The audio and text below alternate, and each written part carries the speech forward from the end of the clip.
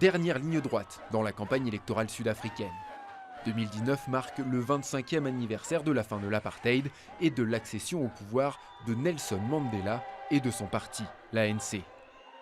Le Congrès national africain devrait rester à la tête du pays d'après les estimations, mais il s'avance affaibli vers ces élections, malgré les efforts du président Cyril Ramaphosa pour faire oublier les nombreux scandales de corruption qui ont touché son parti et mené à la démission de son prédécesseur, Jacob Zuma.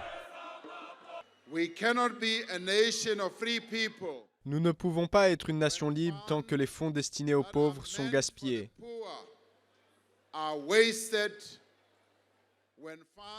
Quand cet argent est perdu, quand cet argent est volé.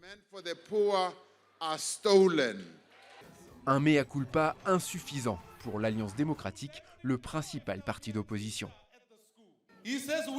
Il dit « On vous a volé votre avenir, donnez-nous une chance de vous voler encore plus ». L'autre parti d'opposition, plus petit mais aussi plus vocal, a bâti sa campagne sur les questions de redistribution de la terre, de relations entre les races et de corruption. Un thème que Julius Malema, le leader des combattants pour la liberté économique, exploite à fond.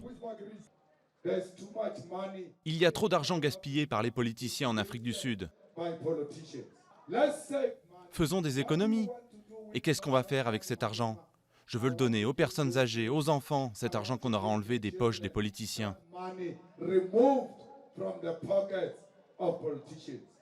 L'ANC est le parti qui a mis un terme à l'apartheid.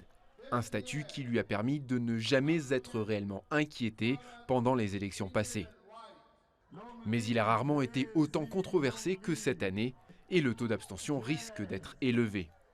Le scrutin du 8 mai déterminera l'impact réel des scandales de corruption sur le paysage politique de l'Afrique du Sud.